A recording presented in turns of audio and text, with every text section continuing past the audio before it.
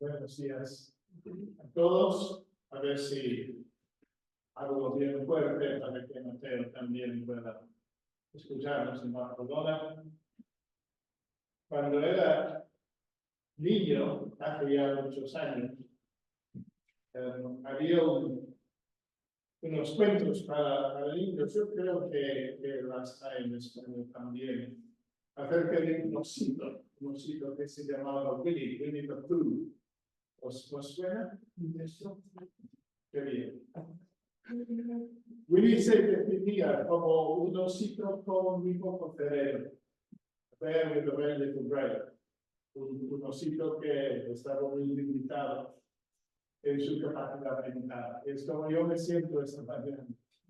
Cara al apocalipsis, digo, pues no me siento muy indicado para exponer aquí la palabra del Señor.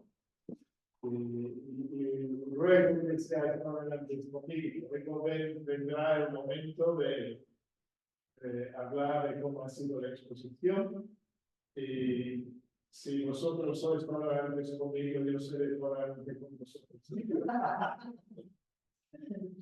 Eso es el pero os invito a buscar un pasaje justo en medio del libro de Apocalipsis, es Apocalipsis capítulo 10. Y como veis, aquí en la pantalla he dado un título a este mensaje, anunciar el Evangelio, un reto ineludible. Apocalipsis 10, del 1 al 11.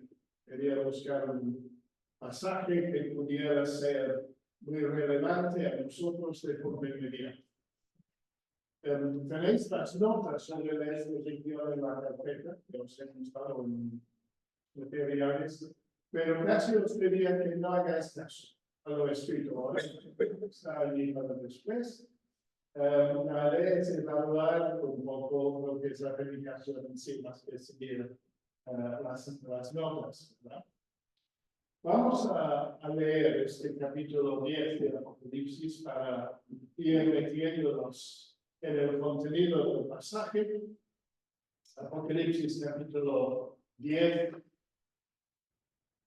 nos dice así, versículo primero, estoy leyendo la Biblia de las Américas.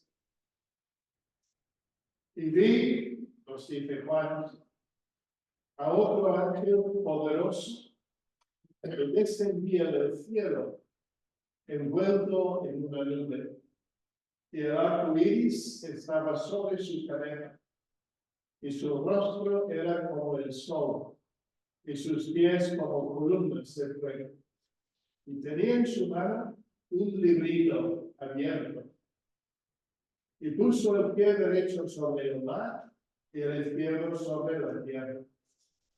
Y gritó a gran voz, como ruge un león. Y cuando gritó, los 7 truenos emitieron sus voces. Después que los 7 truenos hablaron, iba yo a escribir. Cuando oí una voz del cielo que decía, sella las cosas que los 7 truenos han dicho, y no las escribes. Entonces el ángel que yo había visto de pie sobre el mar y sobre la tierra, levantó su mano derecha al cielo y juró por el que vive por los siglos de los siglos, quien creó el cielo y las cosas que en él hay, y la tierra y las cosas que en ella hay, y el mar y las cosas que en él hay, que ya no habrá dilación, sino que en los días de la voz del séptimo ángel, cuando esté para tocar la trompeta, entonces el misterio de Dios será consumado, como él lo anunció a sus siervos los profetas.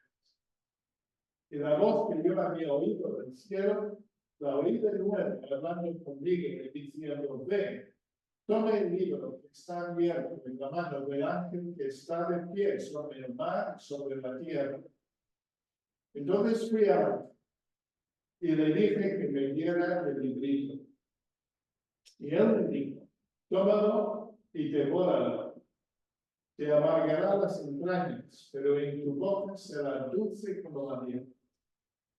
Tomé entonces el librito en la mano del ángel y lo devoré, que fue en mi boca dulce como la miel. Y cuando lo comí, me amargó las entrañas.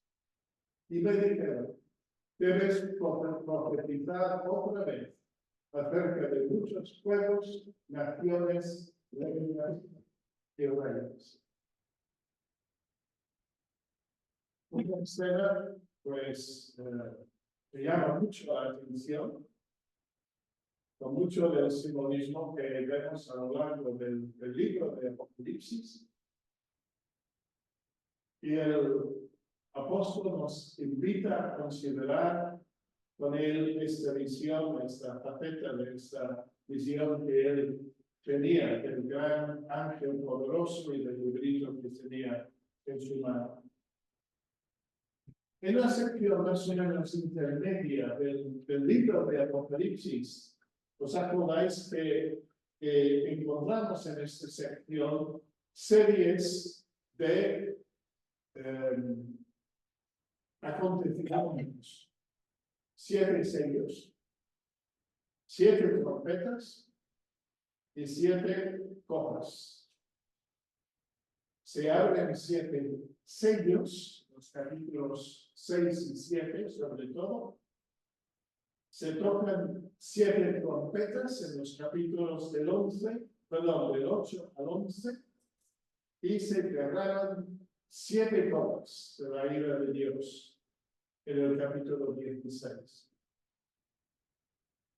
Los 7 sellos, describen probablemente sobre todo lo que Cristo permitió que pasara en el mundo. Como habéis visto en Apocalipsis capítulo 5, es el Cordero de Dios, el único que tiene el derecho a tomar el libro sellado en su mano, ir abriendo uno a uno los sellos. Y en cada sello hay un acontecimiento de juicio o de otro contenido. Cristo permitiendo que pasen ciertas cosas en su control soberano, permitiendo que ocurran varias cosas. Las trompetas, sobre todo, son advertencias de Cristo al mundo. Cristo advierte al mundo de lo que va a pasar y llama al arrepentimiento. Las 7 trompetas tienen un poco esta característica muy enfatizada, ¿no? Que consiste en una llamada al arrepentimiento.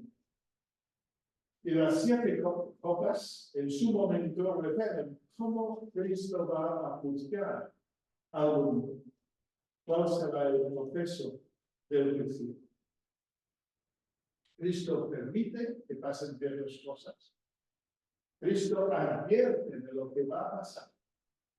Y Cristo juzga mediante el ejercicio de su poder soberano.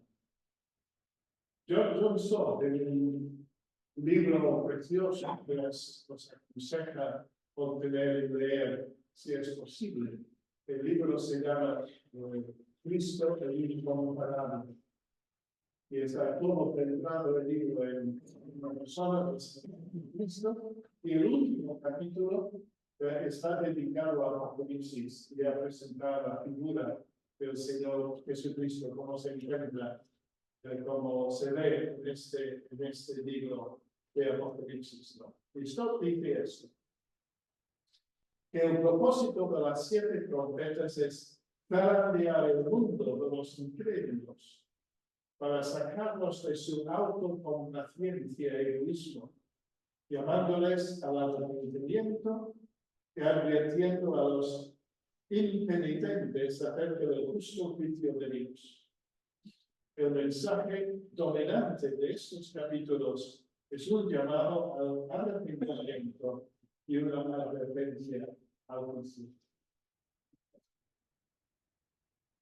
Ahora, los juicios, no tenemos tiempo en este momento de leer los capítulos del 8 al 9, pero leyéndolos vemos como los juicios anunciados mediante los toques de las 7 trompetas van aumentando cada vez más en capacidad destructiva. Las trompetas números 1 a 4, sobre todo, afectan principalmente la naturaleza. Cataclismos en la naturaleza. Las trompetas de 5 a 6 tienen que ver más con la humanidad. Afectan a la humanidad con tormentas y con muerte. En medio de estos señales de juicio, los creyentes en Cristo están protegidos. Dice el capítulo 9, versículo 4, se les dijo a los elementos destructores que no dañaran la hierba o la tierra, ni ninguna cosa verde, ni ningún árbol, sino solo a los hombres que no tienen el sello de Dios en la frente. Estos son los objetos del juicio de Dios en esta quinta trompeta. Y la trompeta número 7, tenemos en el capítulo 11, pues introduce realmente lo que es una escena del juicio final. Perdón. Sí, por favor.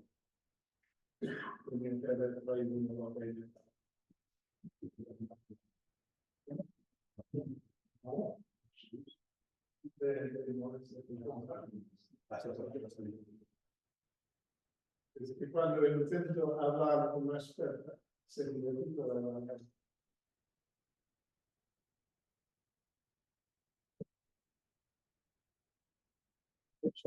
Fíjate, acabo de imaginar Para ti. Muy bien. Así que 7 trompetas que van en una escala del poder destructivo cada vez mayor hasta llegar a la trompeta número 7, que realmente habla del juicio definitivo, del juicio final. Pero entre los primeros 6 toques de trompetas y el último hay un intervalo. Hay un tiempo allí que recalca la importancia de la séptima trompeta, que ofrece una última oportunidad al arrepentimiento. Y eso es lo que vemos en el capítulo 10 y en los primeros versículos del capítulo 14. El propósito de las 6 primeras trompetas es ofrecer una oportunidad a la humanidad, una oportunidad de arrepentimiento. Y sin embargo, esa oportunidad es rechazada. Capítulo 9 de Apocalipsis, versículos 20 y 21, nos dice el resto de la humanidad. Los que no fueron muertos por estas plagas no se arrepintieron de las obras de sus manos, ni dejaron de adorar a los demonios y a los ídolos de oro, de plata, de bronce, de piedra y de madera, que no pueden ver ni oír ni cantar, y no se arrepintieron de sus homicidios, ni de sus hechicerías, ni de su inmoralidad, ni de sus robos. A pesar de todo, hay un empeño de parte de la humanidad en general de no arrepentirse. Y el capítulo 10 que hemos leído muestra cómo Dios sigue actuando en gracia aún frente a esta rebeldía persistente. Y nos enseña lecciones importantes en cuanto al carácter de Dios y de la misión de la Iglesia de Cristo.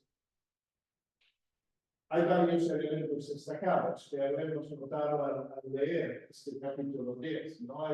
Hay un emisario celestial, hay un ángel poderoso, hay un libro, y este libro no está sellado, es un libro abierto, es un mensaje que debe ser comunicado. Hay un tiempo de gracia entre el sexto y el séptimo, la sexta y la séptima trompeta, hay ese intervalo, hay un tiempo de gracia. Hay un mensaje que es universal. Debes profetizar otra vez acerca de muchos pueblos, naciones, reinos y reyes, un mensaje para todo el mundo. Y hay un profeta comisionado con llevar este mensaje a las naciones. Este es un poco entonces el contexto de este capítulo, situado en medio del desarrollo de las trompetas e introduciendo un tiempo de gracia. Vamos a dividir el capítulo en varias partes. En primer lugar, vamos a hablar de la comunicación de la profecía y considerar sobre todo las características de este ángel poderoso. Luego vamos a hablar de la cautela ante la profecía.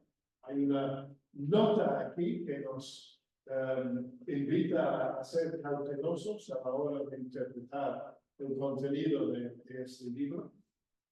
Vemos también en los versículos 5 a 7 que se habla del cumplimiento de la profecía.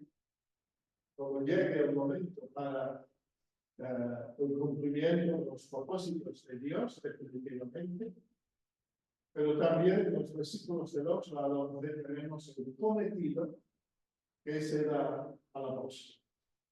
Así que vamos con estos 4 puntos a ir desarrollando el contenido de este capítulo, la comunicación de la profecía, la cautela ante la profecía, el cumplimiento de la profecía y el cometido de la voz.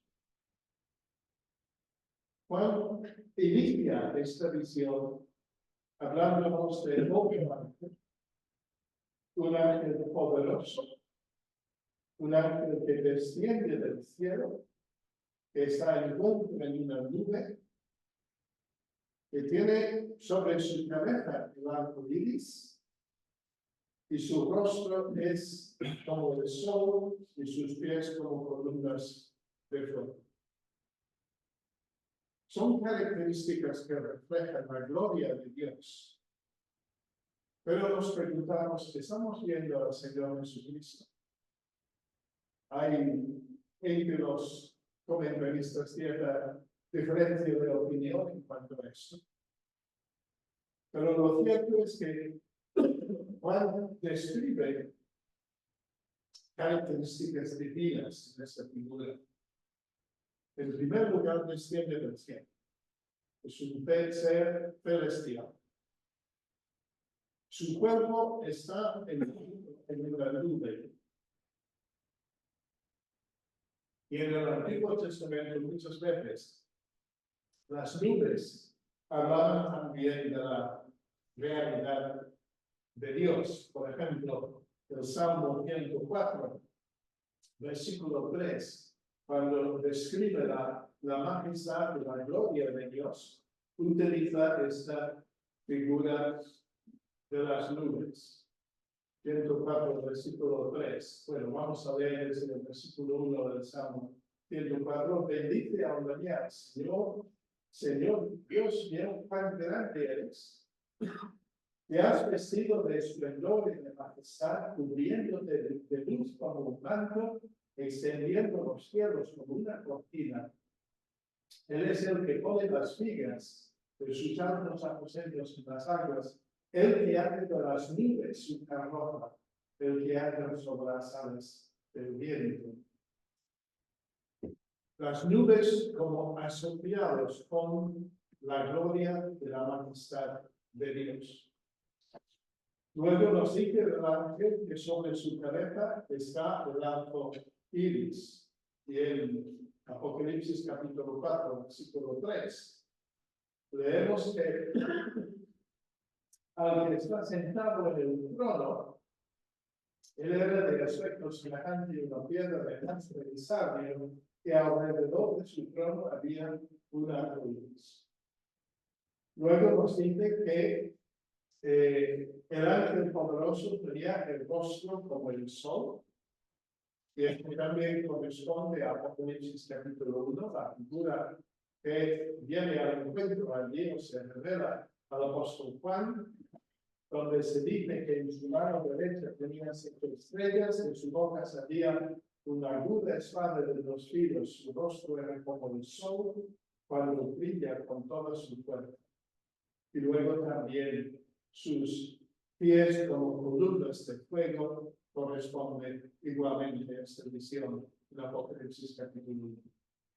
Parece que estamos viendo al mismo Señor Jesucristo, que viene a dar a Juan, y por este Juan también a su iglesia, en todos los tiempos, un mensaje de mucha importancia.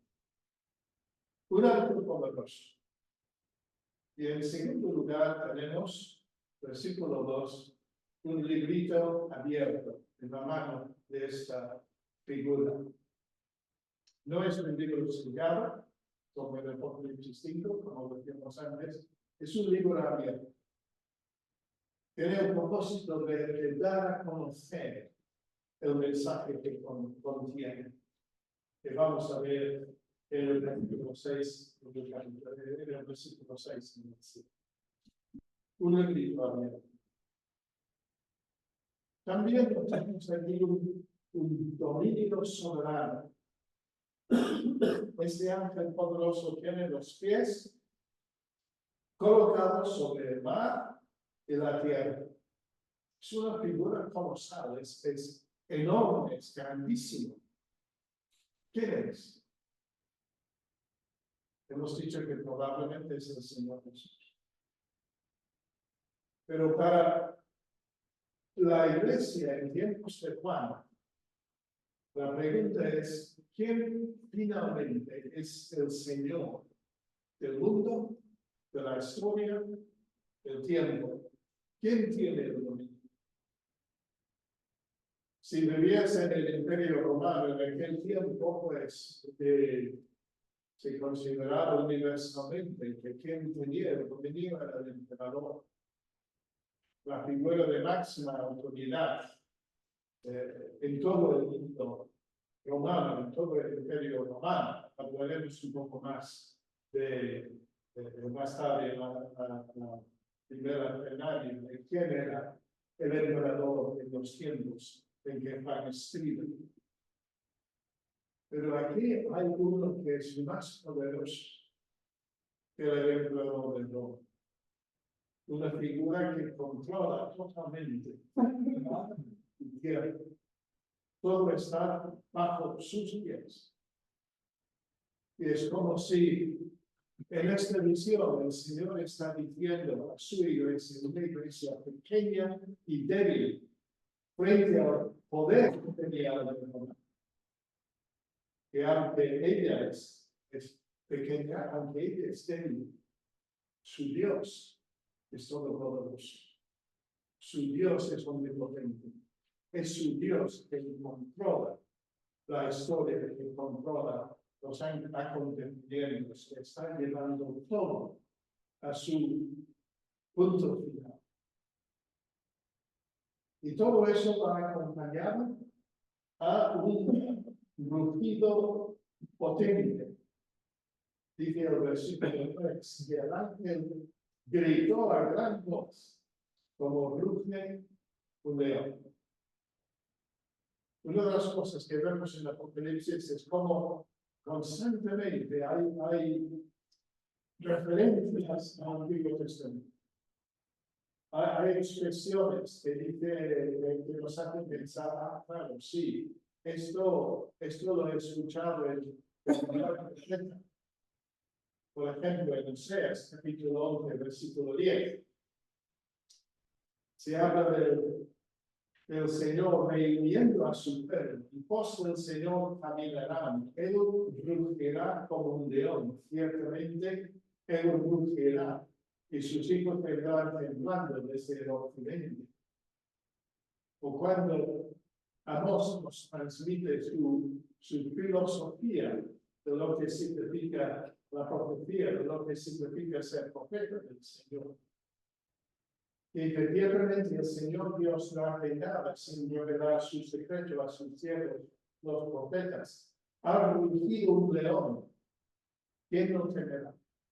Ha hablado el Señor Dios. ¿Quién lo profetizó?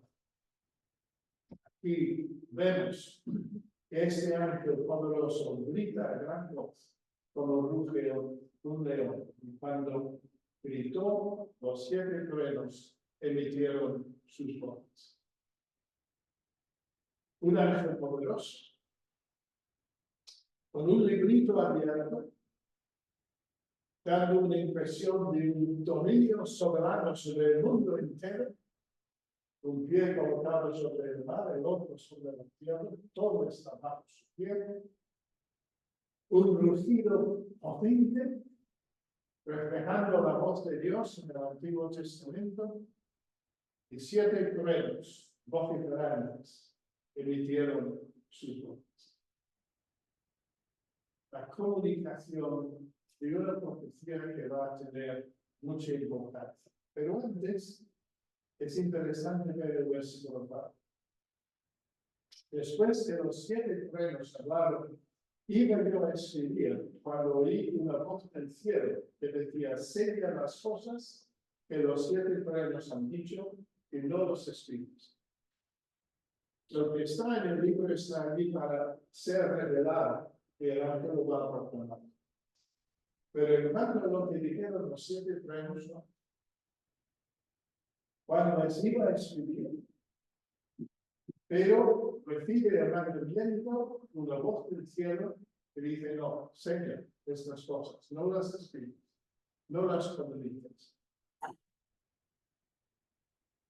Juan tiene la intención de transmitir también estas palabras, pero tiene una prohibición del cielo. Y quizás había en principio de interpretación.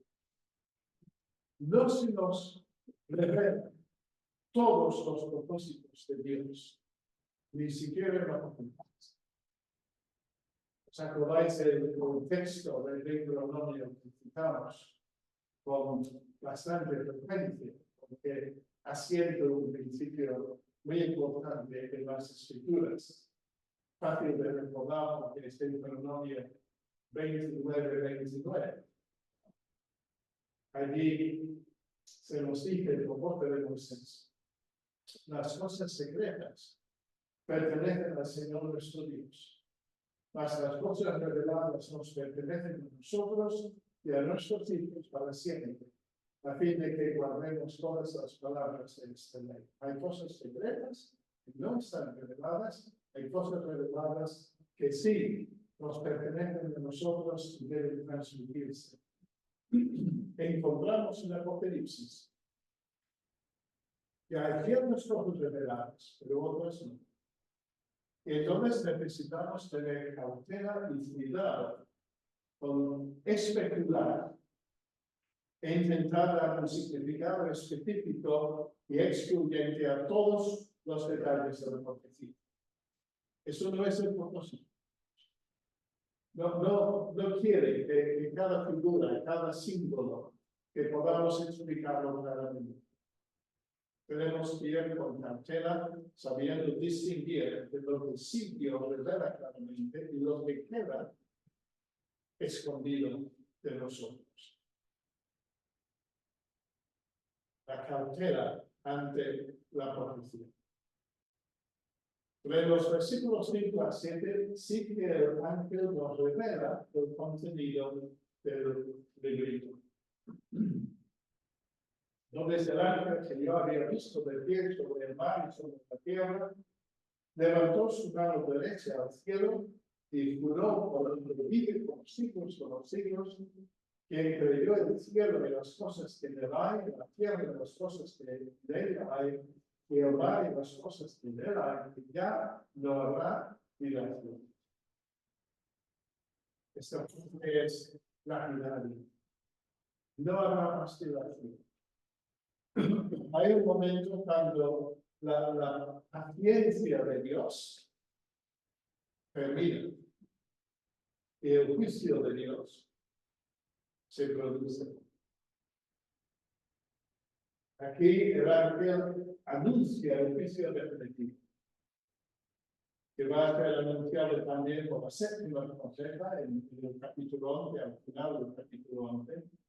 Y este juicio definitivo dice al ángel está a punto de producirse. El tiempo es corto, el final se acerca, no hay ya más dilación. Cuando vemos las escrituras, notamos cómo la paciencia de Dios es enorme. Pedro, os acordáis en un contexto clásico, nos recuerda esta realidad. Pero amados, nos dice, no ignoréis esto. Que para el Señor un día es como 1000 años como un día. El Señor no se tarda en cumplir su promesa. Según algunos entienden la palabra, sino que es paciente para con nosotros. No queriendo que nadie perezca, sino que todos vengan al arrepentimiento. El Señor va alargando el día de la gracia. No es su deseo ni su propósito que los hombres perecen. Quiere brindarles la oportunidad de arrepentirse, de recibir el perdón de sus pecados, de restaurar su relación con Dios. Es paciente para con nosotros. Sin embargo, pero el día del Señor vendrá. Llegará el momento cuando el Señor interviene definitivamente en el mundo. Y esto es lo que, en cierto sentido, estamos viendo en este capítulo. Hay un tiempo de gracia, hay una serie de juicios, pero aquí nos encontramos con un intervalo, pero que va a terminar muy pronto, con la llegada del séptimo ángel, con su séptima trompeta, que va a anunciar el juicio definitivo. Vemos que hay momentos cuando la paciencia de Dios termina.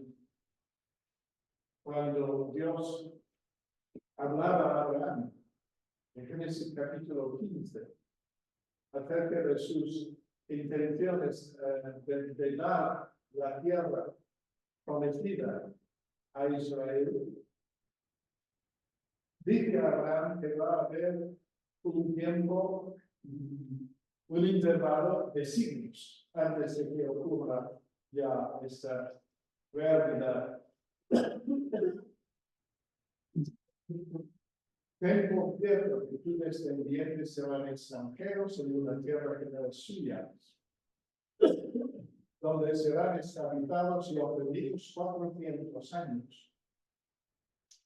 Mas también cumplirá la nación a la cual servirán, y después saldrán de allí con grandes riquezas. La cuarta generación ellos regresarán acá, porque hasta entonces no habrá llegado a su colmo la iniquidad de los amorreos. Los habitantes de Canaán tenían un plazo de 400 años para arrepentirse, para volver a Dios verdadero, para cambiar su comportamiento. Pero no lo aprovecharon. Y al final, cuando llegue el momento, en el horario de Dios, cuando Israel llega a entrar en Canaán, la oportunidad para los amorreos de arrepentirse, volver a Dios ya se ha terminado. Y vemos las instrucciones que Dios da a Israel a destruir por completo estas naciones. Habían tenido siglos de poder cambiar el comportamiento y no lo habían aprovechado. Dios es paciente. Pero llega un momento cuando la justicia de Dios exige un juicio sobre los inteligentes. Así que tenemos el juramento del ángel que levanta su mano derecha y el cielo para jurar. Es algo muy serio, algo muy solemne, que se recuerda por la relación a Dios eterno, el creador de la tierra, el mar, todo lo que en ellos hay. Nos recuerda que tanto los primeros días de la creación como los últimos días de la historia del mundo, como lo conocemos, están bajo el control y en las manos del soberano Señor. Y todo el tiempo el Creador es el que también ejecuta el juicio final. No habrá más dilación. Y el ángel dice que esto va a ocurrir en primer lugar en los días de la voz del séptimo ángel, versículo 7. En los días de la voz del séptimo ángel, cuando esté para tocar la trompeta, entonces el misterio de Dios será consumado, como él lo anunció a sus siervos, los profetas. El misterio se va a consumir y demostrar que Dios cumple siempre todo lo que promete. ¿Cuál es este misterio? Pues es el misterio del Evangelio. Es la expresión que Pablo utiliza muchas veces para describir lo que Dios tenía escondido durante un largo periodo de la historia, pero en el tiempo apostólico lo revela a través de sus mensajeros. El misterio de Dios será consumado. El Evangelio será anunciado, pero llegará el momento cuando Dios va a introducir un juicio definitivo. Hay una respuesta a las incógnitas de la historia. Dios revela su palabra. Dios da sus profecías, sus promesas, y todo eso se cumplirá. Ahora, ante este anuncio de parte del ángel, ¿qué es lo que mantiene? Dice el versículo 8, la voz que yo había oído del cielo la oí de nuevo hablando conmigo y diciendo, ve, toma el libro que está abierto en la mano del ángel que está de pie sobre la mar y sobre la tierra. Entonces fui al ángel y le dije que me diera el libro. Y él me dijo, tómalo y devóralo. Te amargará las entrañas, pero en tu boca será dulce como la miel. ¿Os recuerdo otra escena también del Antiguo Testamento? ¿Qué profeta tuvo que hacer algo semejante? Efectivamente, al principio del libro de Ezequiel, leemos esto. Dios dice a Ezequiel, tú hijo del hombre, escucha lo que yo te hablo, no seas rebelde con esta casa rebelde, abre tu boca y come lo que yo te doy. Entonces miré aquí una mano que estaba extendida y hacia mí, en él había un libro, el rollo, que lo desenrolló delante de mí, estaba escrito por delante y por detrás, y en él estaban escritas lamentaciones, libros y áreas. Y él me dijo, hijo del hombre, come lo que tienes delante, come este rollo, y ve a la casa de Israel. Y tienes que anunciar lo que está contenido en este librito, en este rollo. Entonces, me dijo, hijo de hombre, alimenta tu estómago, llena tu cuerpo de este rollo que te doy. Y yo lo comí, y fue en mi boca dulce como la miel. Aquí se reproduce eso. Y ahora es Juan que tiene que hacer lo mismo. Tiene que tomar este librito. Tiene que comer. Dice el versículo 9. Entonces fui al ángel, le dije que me diera el librito, y él me dijo, tómalo y devóralo. Se amargará las entrañas, pero en tu boca será dulce como la miel. Así que Juan tiene primero que tomar el libro abierto de la mano del ángel que domina sobre tierra y mar. Debe ser una iniciativa de Juan mismo. Luego tiene que devorar el libro. Y nos dijo que cuando hizo esto, como el ángel le dice, también te amargará las entrañas, pero en tu boca será dulce como la miel. Combina la dulzura de la gracia con la amargura del juicio.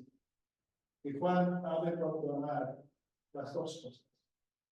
La gracia de Dios, extendiendo el periodo para el arrepentimiento de los hombres de la humanidad, pero la amargura de la promesa de un juicio que está a punto de realizarse.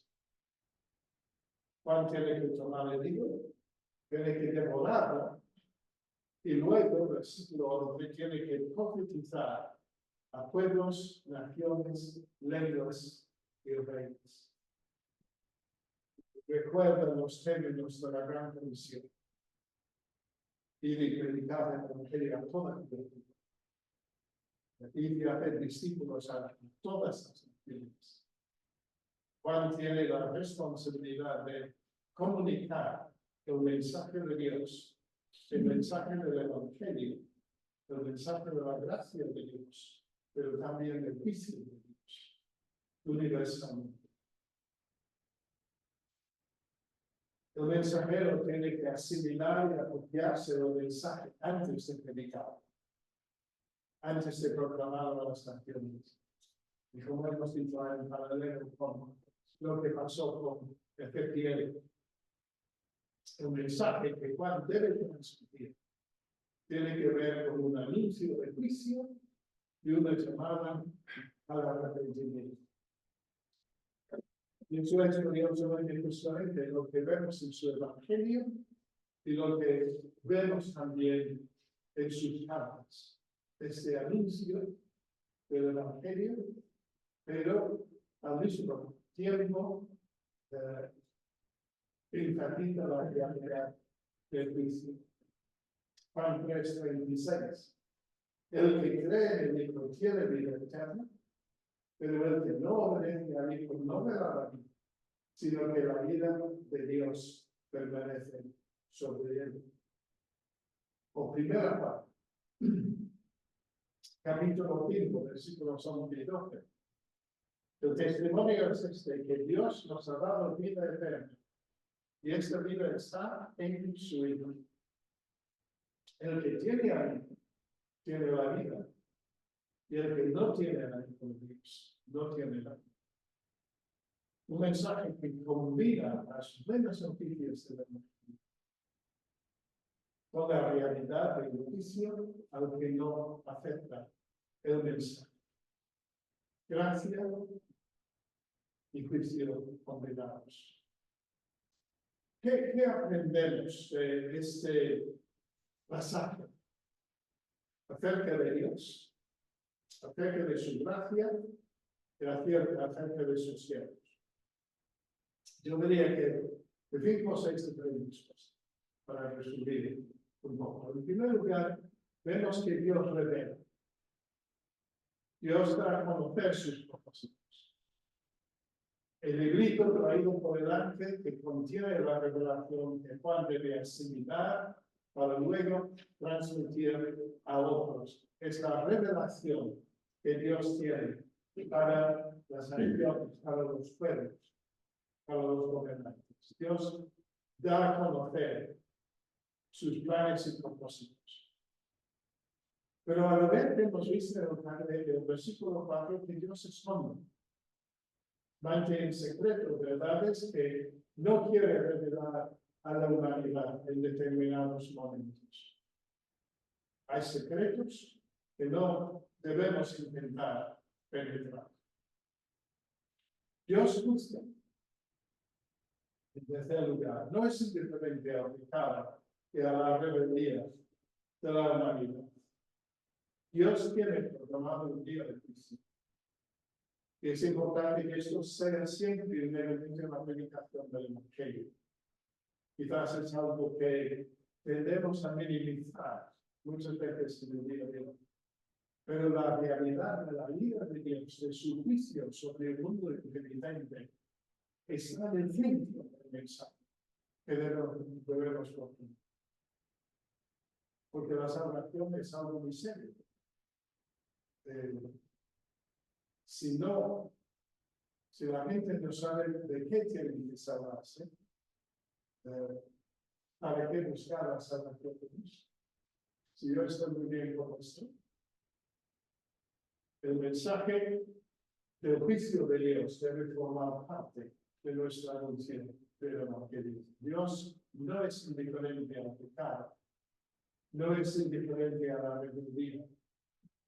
No es este Dios, como algunos quisieran decir, que el Dios de amor va a aceptar a todo el mundo. Al final todos seremos perdonados.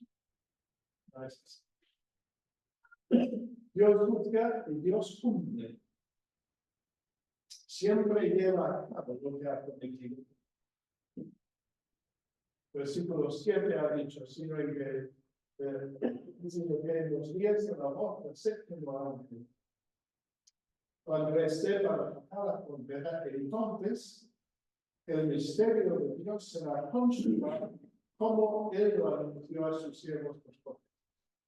Todo lo que ha dicho Dios, todo lo que ha comunicado a través de sus siervos los profetas, se cumplirá. Dios cumple sus promesas siempre y totalmente. Dios perdona. Busca dar una oportunidad más a los hombres para que se arrepienten y encuentren la salvación. Versículo 11, Juan recibe la comisión de llevar el mensaje de salvación a las naciones. Dios perdona, debes profetizar otra vez, dice a los. Y Dios delega. Dios da a nosotros la misión de llevar el mensaje de salvación a las naciones. Aquí es Juan que recibe ese encargo. En su Evangelio, Juan 20:21, es el Señor Jesús que dice al grupo apostólico, como el Padre me envió, así yo también os envío. Y entendemos claramente que la gran comisión que el Señor dio a sus discípulos es relevante para todos los creyentes de todos los tiempos. Cuando escribió el apóstol Pablo a los Corintios, ¿os acordáis que él dijo allí? Porque si predico el Evangelio, no tengo nada de qué gloriarme, pues estoy bajo el deber de hacerlo, pues ay de mí si no predico el Evangelio. Es verdad para la Iglesia de Cristo en el mundo. Tenemos el deber, estamos bajo el deber de proclamar el mensaje de Dios, el mensaje del Evangelio, la advertencia del juicio, la llamada al arrepentimiento. Ay de mí, dice Pablo, si no predico el Evangelio. Por eso, dijimos al principio, anunciar el Evangelio, un reto ineludible. Tan importante para nosotros en el día de hoy, como fue cuando Juan escuchó la voz del ángel poderoso y recibió la comisión de predicar la palabra de Dios. Pues que Él nos ayude a responder a este desafío y a seguir llevando el mensaje de la salvación. Hasta hoy oramos a toda criatura, porque todos deben tener la oportunidad de conocer la oferta de salvación, la llamada al arrepentimiento y la posibilidad de tener el perdón de sus pecados. Vamos a ver.